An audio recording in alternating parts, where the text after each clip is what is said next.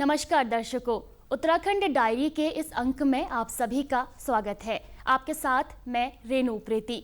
दर्शकों, आज के अंक में सबसे पहले बात करेंगे हरिद्वार स्थित दिव्य प्रेम सेवा मिशन की, जहां बड़ी धूमधाम के साथ संस्थान का रजत जयंती समारोह मनाया गया और इस समारोह में मुख्य अतिथि के रूप में देश के राष्ट्रपति रामनाथ कोविंद व प्रदेश के मुख्यमंत्री व राज्यपाल सहित कई बड़ी हस्तियों ने शिरकत की। इस दौरान वहां कई धार्मिक अनुष्ठान भी आयोजित किए गए। साथ ही राष्ट्रपति रामनाथ कोविंद ने दिव्य प्रेम सेवा मिशन से जुड़ी अपनी कई यादों को साझा भी किया। आइए आपको भी दिखाते हैं कार्यक्रम की झलकियां। रविवार 27 मार्च को माननीय राष्ट्रपति श्री रामनाथ कोविंद हरिद्वार स्थित दिव्य प्रेम सेवा मिशन संस्थान के रजत जयंती समारोह के समापन कार्यक्रम में बतौर मुख्य अतिथि शामिल हुए। इस अवसर पर माननीय राष्ट्रपति रामनाथ कोविंद ने कहा कि संविधान ने सभी तरह की अस्पृश्यता का अंत किया है, लेकिन अभी भी कुष्ठ रोगियों के प्रति मानसिक अस्पृश्यता समाप्त नहीं हो पाई है। उन्होंने कहा कि प्राचीन काल से ही कुष्ठ रोग को एक अभिशाप के रूप में देखा जाता रहा है। दुर्भाग्य से आज भी लोगों की मानसिकता नहीं बदली है, परंतु संविधान में कुष्ठ रोग के विरुद्ध प्रावधान किए गए हैं। हम सब जानते हैं कि स्वतंत्रता के पश्चात हमारे संविधान द्वारा अस्पृश्यता का अंत किया गया और उसे दंडित भी बनाया गया। किसी भी रूप में अस्पृश्यता एक अमानवीय आचरण है। संविधान के अनुच्छेद 17 द्वारा जाति एवं धर्म पर आधारित अस्पृश्यता का अंत तो कर दिया गया, परंतु दुर्भाग्य से सदियों से चली आ रही कुष्ठ रोग से प्रभावित लोगों के प्रति मानसिक अस्पृश्यता आज भी पूरी तरह समाप्त नहीं हो पाई। यह भी दुर्भाग्यपूर्ण है कि प्राचीन काल में प्रायः सभी संस्कृतियों में कुष्ठ रोग को अभिशाप, बुरे कर्मों के दंड, कलंक के रूप में देखा जाता था और आज भी देखा जाता है। वह अज्ञानता आधुनिक युग में भी विद्यमान है तथा इस अवैज्ञानिकता के अवशेष अभी भी पूरी तरह लुप्त नहीं हुए। इसके प्रति अनेक गलतफहमियां तथा आशंकाएं समाज में फैली हुई हैं। इन आशंकाओं को दूर करने की दिशा में दिव्य प्रेम सेवा मिशन के सार्थक प्रयासों की मैं सराहना करता हूं। माननीय राष्ट्रपति ने मिशन की ओर से कुष्ठ रोगियों की सेवा के लिए किए जा रहे कार्यों की सराहना करते हुए कहा, दिव्य प्रेम सेवा मिशन 25 वर्षों से कुष्ठ रोगियों के इलाज के साथ साथ उनके बच्चों की शिक्षा व कौशल विकास के लिए प्रशंसनीय कार्य कर रहा है। उन्होंने कहा कि वे भी संस्था से काफी समय तक जुड़े रहे हैं। सच बात तो ये है कि इस मिशन के साथ 25 वर्ष की जो मेरी यादें हैं वो आज ताज़ा हो रही हैं।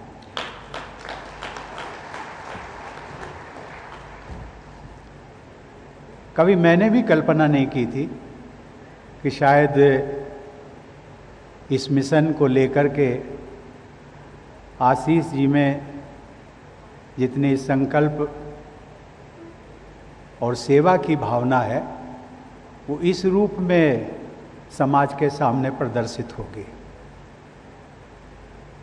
आज आप सबके बीच यहाँ आकर मुझे बहुत प्रसन्नता हो रही और इसलिए हो रही है कि मैं मिशन के कार्यक्रम में आया हूँ इसलिए नहीं, बल्कि ऐसा लगता है कि एक छोटे से बीज को बोने में, लगाने में जो एक छोटी सी मेरी भूमिका थी, आज वो वटवृक्ष होकर के खड़ा हुआ है।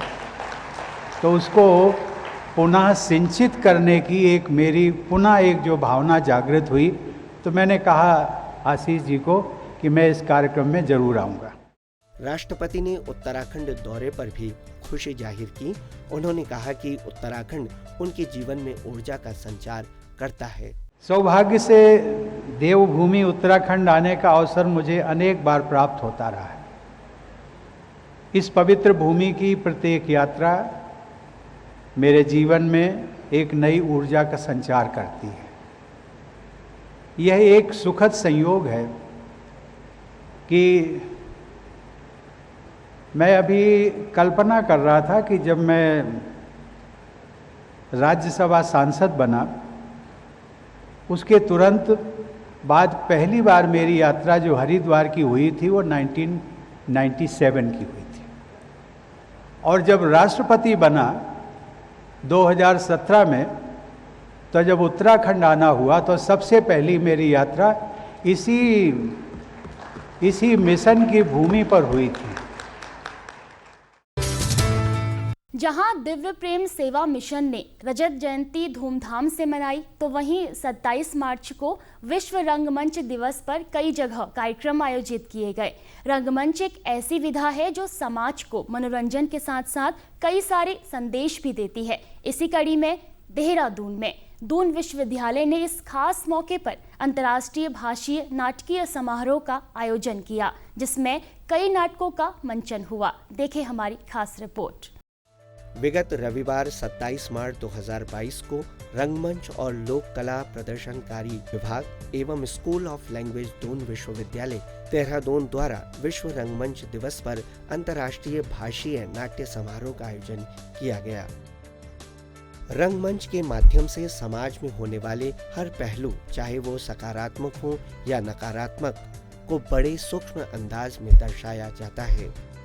रंगकर्मी अपने अभिनय से कुरीतियों को जनता के सम्मुख प्रस्तुत कर सामाजिक ताने बाने पर कटाक्ष करते हुए समाज की संरचना को सुंदर आकार देने का प्रयास हमेशा से करते रहे हैं।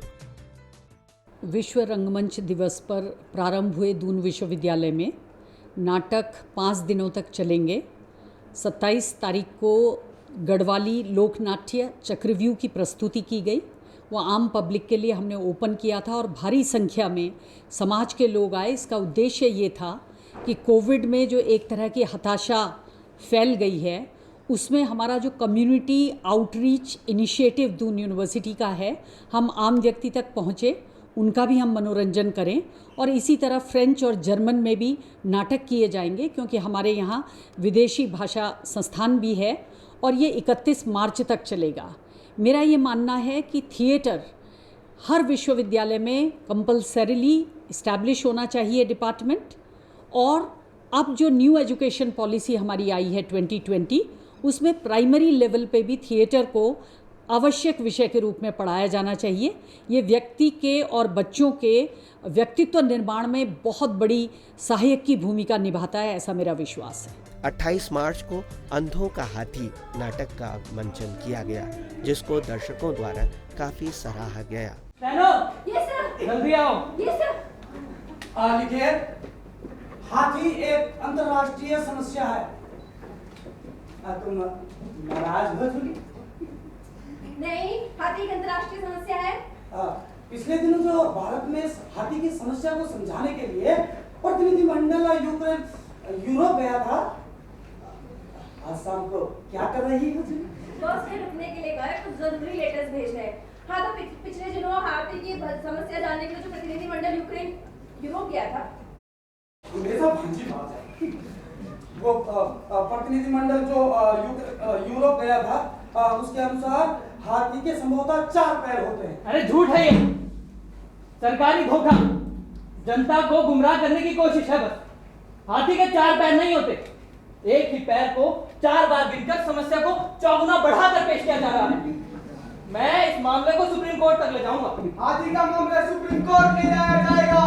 हाथी का मामला सुप्रीम कोर्ट ले जाया जाएगा। हाथी का मामला सुप्रीम कोर्ट ले जाया जाएगा। समस्या अत्यंत गंभीर है, मगर हम इस देश के समझदार, काबिल, अनुभवी ICS, IAS, chairman of the board of हाथी, special secretary, deputy secretary, under secretary, commissioner, director general, adviser to the government, जवाबदार, जिम्मेदार, हवलदार, सलाहकार हाथी की समस्या को सुलझाने का पूरा प्रयत्न कर रहे हैं। हाथी की समस्या सुलझाते समय हमें प्रायः लगा कि हम स्वयं वो हाथी हैं। हमारी एक नाक है, अहम की नाक। हमारी एक पूंछ है, भ्रष्टाचार की पूंछ। नाक कहाँ है? जहाँ पूंछ नहीं है। और पूंछ कहाँ है? भाई जहाँ नाक नहीं है। अर्थशास्त्री, राजनीति शास्त्री, समाजवादी और दर्शन शास्त्री का कहना है कि हाथी एक दिशा से दूसरी दिशा में चल रहा होता है। अर्थशास्त्रियों के अनुसार चलते हुए हाथी का वो भाग जो सामने होता है उसको अग्रभाग कहते हैं। अतः करने के लिए हमें सर्वप्रथम ये ज्ञात करना होगा कि हाथी किस दिशा से किस दिशा की ओर जा रहा है। अर्थशास्त्रियों का ये दृढ़ विचार है, यदि हम हाथी को पूंछ से पकड़कर घुमा दें तो हम उसका अग्रभाग प्राप्त कर सकते हैं। राजनीति शास्त्रियों के अनुसार पूंछ ही हमारा अंतिम लक्ष्य होगा। काम शास्त्रियों के अनुसार सूत्रधार जी कहाँ गए? वो हाथी की तलाश में गए हैं सुंदरी। अच्छा, तो क्यों ना हम प्रतीक्षा में गीत गाएं? किस प्रतीक्षा में? हाथी की प्रतीक्षा में।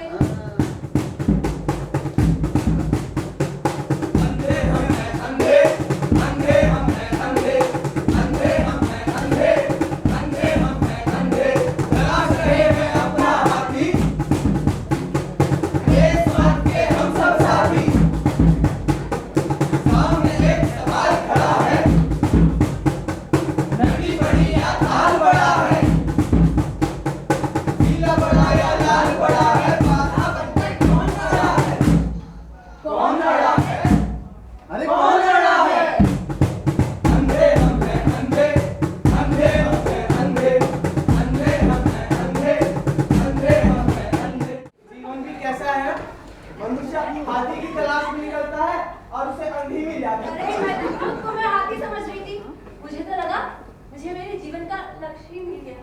और जो भी हो ठीक है, इसी पर संतोष करें।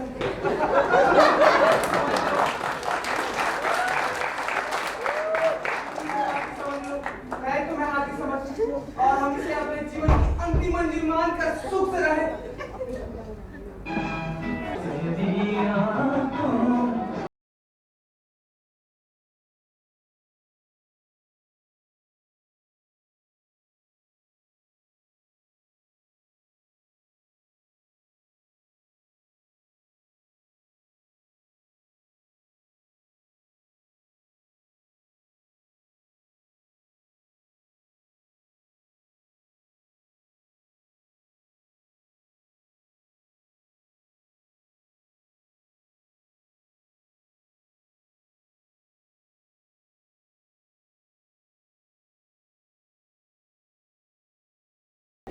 तो स्थिति हमारी मुट्ठी में होगी। तुम मंच के एक छोर पर जाओ और मैं मंच के दूसरे छोर पर।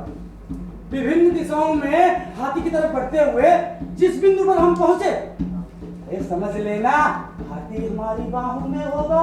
क्या बात है, हाथ मिलाओ। हाथी हाथी मुझे मिल गया। देखा, मैंने कहा था दीवार की तरह है ना, सूप की तरह। तुम दोनों झूठे हो, तुम्हें कभी हाथी मिला ही नहीं था। मूर्ख बना रहे हो हमें। ठीक कह रहे हैं भाई साहब, न दीवार है न सूप, ये तो कुछ और ही है। मोटे सांप, अजगर या कदली वृक्ष की तरह हाथ फेरो तो ऐसा लगता है मानो किसी स्त्री का पैर। मेरा हाथी इतना सुतून है। अंधी, अपना पैर हटा ले वहां से फटाफट, इसका दिमाग खराब हो गया। कितना सुतून मेरा हाथी है। अरे ऐसा कुछ भी नहीं है, न पैर न कदली वृक्ष न अजगर। इस हाथी को लेकर इतना शोर मचा रहे थे ना, वो तो एक मामूली रूखा रस्सी का टुकड़ा है, मगर है बड़ा मजबूत। मैं चाहूँ झूम सकता हूँ। मजबूत रस्सी का टुकड़ा, फांसी लगा ले अपने गले में, मर जा कम बकत। फांसी तो तुम लोगों को लगनी चाहिए थी, जो बात का बतंगड़ बना रहे थे। एक मामूली रूखे रस्सी के टुकड़े को क्या बोल रहे थे? अजगर, दीवार, सूप और पूरे राष्ट्र को डरा रहे थे तुम लोग। पूरे राष्ट्र को डराए थे तुम लोग। अकल के अंधे, दीवार की तरह है हाथी, हाथी सूप की तरह है। नहीं, समस्या का विश्लेषण करने वाले राष्ट्र की प्रतिभाओं को मैं इस तरह छिन्न भिन्न होते नहीं देख सकती। ये क्या हो रहा है? ये कैसा हाथी है मंच पर जिसने हमें एक दूसरे से ही लड़ा दिया? राष्ट्र के अंधों, किसी एक निर्णय पर तो पहुंचो। हाथी क्या है, कैसा है, उस पर हम अंधों के विचार कैसे अलग हो सकते हैं? अगर हाथी एक ही है तो फिर वही है। हाँ, ये हाथी है, हाथी मेरी बाहों में है। क्यों? है ना दीवार की तरह है? सूप हिला रही हो मेरी तरह। तुम्हें लग रहा होगा जैसे अपने ही शरीर पर हाथ फेर रही हो। मतलब रस्सी का दूसरा छोर तुझे मिल गया अंधी। आ मेरे समीपा, हम इस झूठे फरेबी मन से कहीं दूर चले, जहाँ तू हो, मैं हूँ और हमें इस प्रेम के बंधन में बांधने वाली ये रस्सी, ये यानी हाथी हूँ। नहीं, ये तो किसी भवन के स्तंभ की तरह है, गोल गोल और धरती से ऊपर को उठता हुआ। हाँ, हाथी खंबे की तरह है। रस्सी को तुम खम्मा समझ रही हो? तो भी तो दीवार को रस्सी समझ रहा है। अब तू आती कहने का दीवार। अरे तुम सब गलत हो, हाथी खंबे की तरह है। हाथी हमारी समस्या नहीं है। हमारी समस्या है तू और तू जैसे लोग जो फालतू के सवाल खड़े करते हैं। हाँ, हाथी का सवाल। सूत्रधार के बच्चे। अरे इसी ने समस्या खड़ी करी और इसी ने हमें फंसाया है भाई। हाथी को यही लेकर आया है। हमारा शत्रु तू है हमारा शत्रु। अरे हर प्रश्न उठाने वाला हमारा शत्रु है। हाँ, मारो मारो इसे, मारो।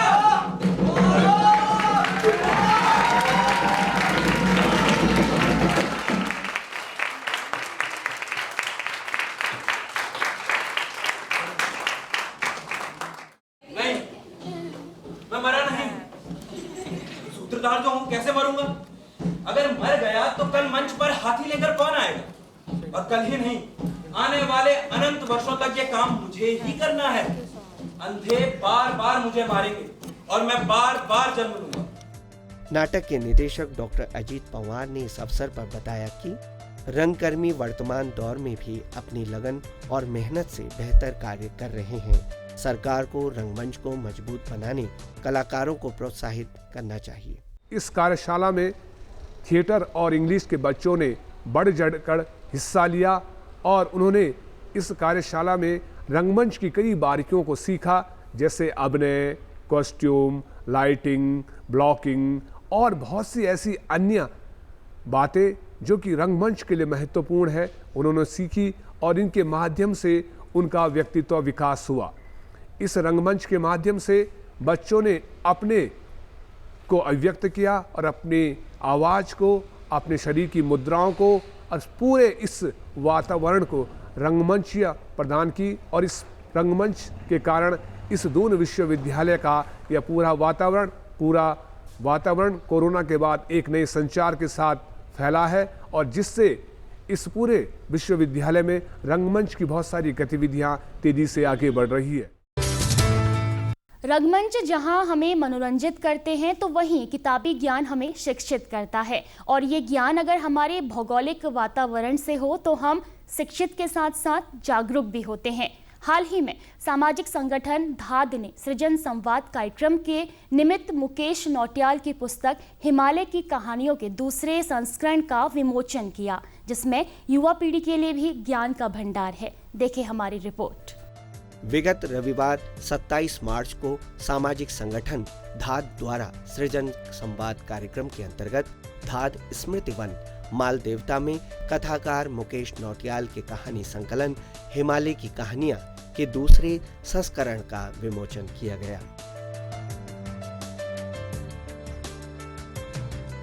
कार्यक्रम सृजन संवाद में वरिष्ठ साहित्यकार जितेंद्र ठाकुर ने कहा कि साहित्य अपने समय को भविष्य के लिए शब्दों में दर्ज करता है ताकि आने वाली पीढ़ियां अतीत की उपलब्धियों और गलतियों से सबक ले सकें।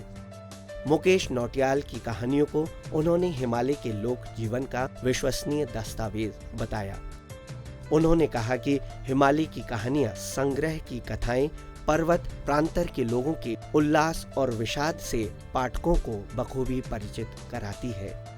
कथाकार मुकेश नौटियाल ने पाठकों के प्रश्नों का जवाब देते हुए अपनी लेखन यात्रा के बारे में विस्तार से बताया। उन्होंने कहा कि हिमालय की कहानियां संग्रह में संकलित सभी 20 कहानियां उन्होंने 2-3 दशक पहले बच्चों और किशोरों के लिए लिखी थीं। हिमालय की कहानियों में जो जितनी कहानियां संकलित हैं, ये उस दौर में हमारे जो बच्चों की और किशोरों की महत्वपूर्ण पत्रिकाएं थी, जिनमें पराग, नंदन, बाल हंस, बाल जगत भारत सरकार की पत्रिका है, बाल वाणी, इस तरह की पत्रिकाओं में सुमन, सौरभ, ये लगातार छपती रही हैं। और उनमें से लगभग वो जो 60 कहानियाँ थी उस दौर की, उनमें से 20 कहानियाँ चुनकर वो इस किताब में आई है। तो ये शुरुआती दौर की कहानियाँ हैं और क्योंकि बच्चों के लिए लिखी गई हैं, किशोरों के लिए लिखी गई हैं, तो इसलिए ये बिल्कुल सीधी सपाट कहानियाँ हैं। मुकेश नौटियाल के अनुसार लेखन के लिए हिमालय का लोक उर्वर विषय वस्तु है। इन कहानियों में जो विमर्श हैं, जो चरित्र हैं, जो घटनाएं हैं, जो परिवेश है, कमोबेश ये अकेले मेरे गांव का परिवेश नहीं है। पूरा हिमालय, खासकर अगर हम उत्तराखंड के हिमालयी क्षेत्र की बात करते हैं, तो मोटा माटी सब इसी तरह का है। उसमें कुछ कम कुछ ज़्यादा हो सकता है, लेकिन बहुत बड़ा अंतर नहीं है। जो चरित्र आपको हिमालय की कहानियाँ में मिलते हैं, एक तरह से अगर आप देखें तो लगभग पूरा हमारा पर्वतीय परिवेश ऐसे ही चरित्रों से भरा पड़ा है। उन्होंने लेखकों का आह्वान किया कि अस्तित्व के संकट से जूझ रहे सांस्कृतिक बिंबों को साहित्य में सहेजने के लिए वह आगे आएं। ये एक तरह की नई शुरुआत है कि साहित्य को समाज के बीच ले जाया जाए। केवल उसको जो हमारे बड़े बड़े महानगरों के बड़े बड़े ड्राइंग रूम हैं उनमें केंद्रित न किया जाए, उनको समाज तक ले जाया जाए, खेत खलिहानों तक ले जाया जाए साहित्य को। उसी दृष्टिकोण से आज ये आयोजन है और इसमें हिमालय की कहानियाँ का दूसरा संस्करण आ रहा है। ये मेरे लिए बतौर लेखक ये एक बड़ा सुखद क्षण है और मैं उम्मीद करता हूँ कि जैसे पहले संस्करण को पाठकों की शानदार प्रतिक्रियाएं मिली हैं, उसी तरह से दूसरे संस्करण को भी पाठक हाथों हाथ लेंगे। कार्यक्रम में पूर्व कुलपति डॉक्टर सुधा रानी पांडे, वरिष्ठ आलोचक दिनेश जोशी, साहित्यकार डॉली डबराल, कथाकार सुधा जुगरान, लेखक डॉक्टर राकेश बलूनी, लोकभाषी कवि शांति प्रकाश, नीना रावत आदि ने भाग लिया। दर्शन के लिए तमाम दार्शनिकों ने यहाँ के साधना करी, दर्शन संबंधी ग्रंथ लिखे, साहित्यकार, कलाकार, संगीतकार सभी का हिमालय एक आश्वस्ति देता है, सबको समाहित करता है। हिमालय एक जीवंत मानवता का प्रतीक है और इस हिमालय के करोड़ में आज आवश्यकता है कि साहित्य की संवेदना से उस हिमालय को, जिसको पर्यावरण संरक्षण की बहुत ज़रूरत है, जिसके अस्तित्व को उपभोक्तावाद के कारण विकृत किया जा रहा है, उस हिमालय को संरक्षण करने के लिए धात का स्मृति वन में एक कार्यक्रम जो है वह बहुत अधिक प्रशंसनीय है। मीनाक्षी जुयाल ने मुकेश नौटियाल की चर्चित कहानी जाली वाला दरवाजा का नाटकीय वाचन कर श्रोताओं और दर्शकों को कथा वाचन के लिए कौशल से परिचित कराया। धात के सचिव तन्मय ममगाई ने कहा कि उनकी संस्था के शैक्षिक अभियान कोना कक्षा के अंतर्गत स्थापित पुस्तक हिमालय की कहानियां रखवाई जा रही हैं। इसी क्रम में धात साहित्य एकांश ने यह निश्चय किया है कि आने वाले समय में हिमालय के जनजीवन, संस्कृति और सरोकारों पर केंद्रित पठनीय कहानियों और रुचिपूर्ण कविताओं के संकलन भी धात प्रकाशन के द्वारा प्रकाशित किए जाएंगे। वहीं देहरादून के वाडिया इंस्टीट्यूट में भी चतुर्थ अंतर्राष्ट्रीय शिक्षा सम्मेलन का आयोजन किया गया, जिसमें वेद एवं विश्व शांति, विज्ञान और अध्यात्म विषय पर चर्चा की गई।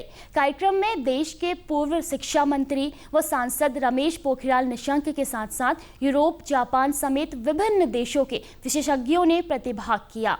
क्या कुछ कार्यक्रम में खास रहा, जानने के लिए देखें हमारी खास रिपोर्ट। विगत मंगलवार 29 मार्च 2022 को international institute for technical teachers, हिमालयी विश्वविद्यालय एवं स्पर्श हिमालय देहरादून द्वारा वाडिया इंस्टीट्यूट में चतुर्थ अंतर्राष्ट्रीय शिक्षा सम्मेलन का आयोजन किया गया, जिसका विषय वेद एवं विश्व शांति, विज्ञान एवं आध्यात्म रहा। कार्यक्रम में 15 संस्थाओं के वाइस चांसलर एवं निदेशकों ने प्रतिभाग किया। यूरोप, जापान, अमेरिका समेत विभिन्न देशों के विशेषज्ञ उपस्थित रहे। कार्यक्रम का शुभारंभ विशिष्ट अतिथियों द्वारा दीप प्रज्वलन कर किया गया।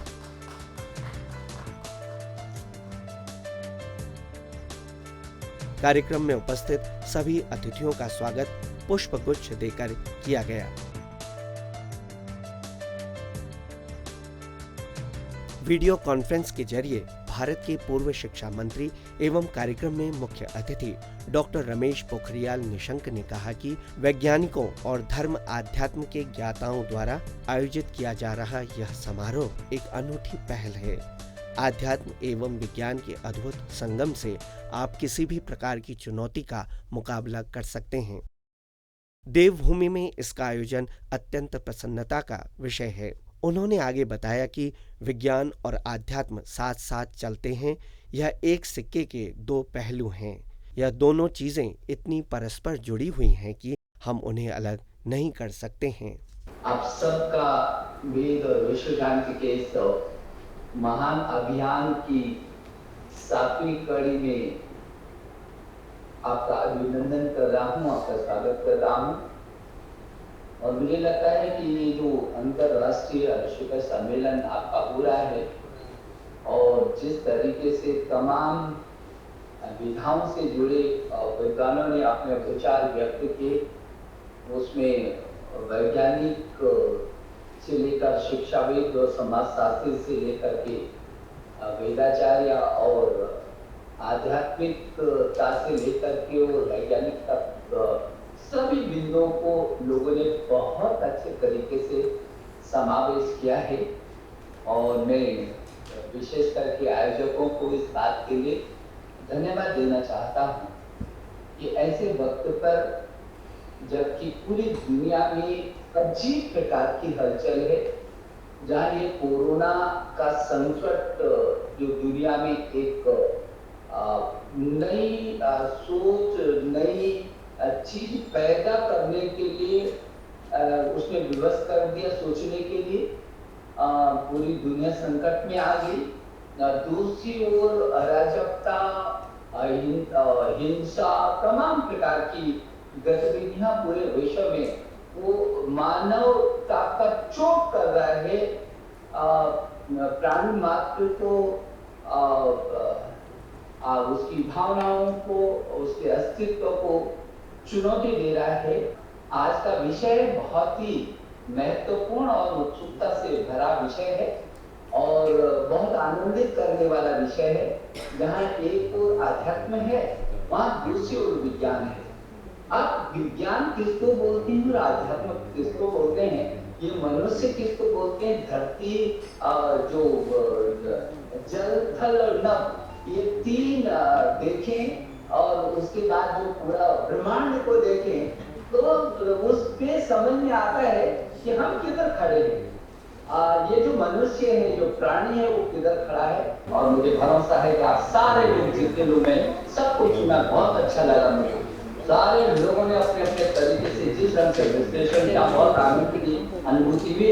ये जो परिवेश है, ये परिवेश जैसे तेजी से बढ़ता रहेगा, ये पूरी दुनिया में एक न्यू सोच पैदा करेगा और मानवता का कल्याण होगा। कार्यक्रम में विशिष्ट अतिथि के रूप में विश्वविख्यात पर्यावरणविद डॉक्टर अनिल जोशी ने कहा कि युवा भविष्य के लिए आध्यात्म एवं विज्ञान का समावेश होना आवश्यक है। विज्ञान के लीडर और स्पिरिचुअल लीडर जो दो अलग दिशाओं में भी है, इनको एक सामूहिक मंच पर, क्योंकि दोनों अपने अपने पक्ष में है, बेहतर है। और जब दोनों एक ही मंच पर आएंगे तो शायद हम आने वाली पीढ़ी को कुछ बता पाएँ, समझा पाएँ। विज्ञान की खोज की सीमाएं स्पिरिचुअल लीडर तैयार करें और स्पिरिचुअल लीडर जहाँ नितांत स्वतंत्र भाव से शरीर और समाज के प्रति पक्षधर है, वे विज्ञान के महत्व को इस दृष्टि में जब समझेंगे तभी हम एक व्यवहारिक और स्थायी तरीके के समाधान के रूप में हो सकेंगे। हम इतने आगे बढ़ चुके हैं कि अब वापसी तो असंभव है, लेकिन अगर कुछ संभव है तो एक सामूहिक सोच के साथ बढ़ेंगे। अंतर्राष्ट्रीय सम्मेलन में निदेशक वाडिया इंस्टीट्यूट डॉक्टर कलाचंद सिंह, हिमगिरी जी यूनिवर्सिटी के vice chancellor doctor Rakesh Ranjan, महर्षि यूनिवर्सिटी के चांसलर डॉक्टर टोनी नादर, हिमालयी यूनिवर्सिटी के चांसलर डॉक्टर प्रदीप कुमार भारद्वाज, पतंजलि आयुर्वेद से अतुल जोशी, संस्कृत विश्वविद्यालय के vice chancellor doctor Devi Prasad Tripathi, France के हाउ मेहरा, जापान से तोशे टाका एवं रमेश शर्मा, तुला इंस्टीट्यूट के डायरेक्टर डॉक्टर संदीप विजय आदि उपस्थित रहे।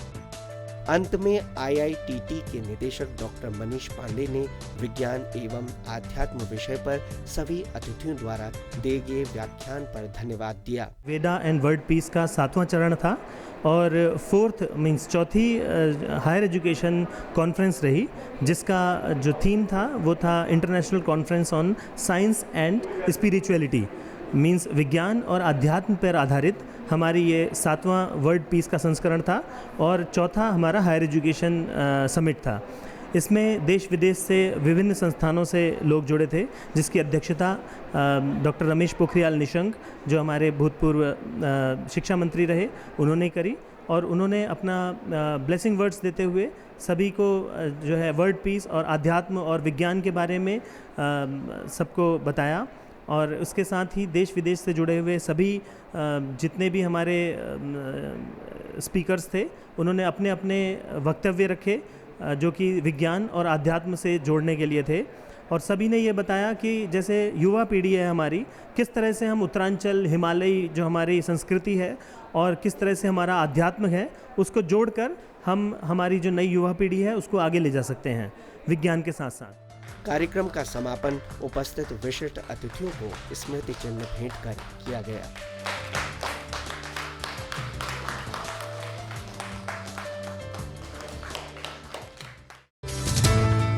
तो दर्शकों, आज के हमारे इस खास अंक में बस इतना ही। मुझे दीजिए इजाजत। आप देखते रहिए दूरदर्शन उत्तराखंड। नमस्कार।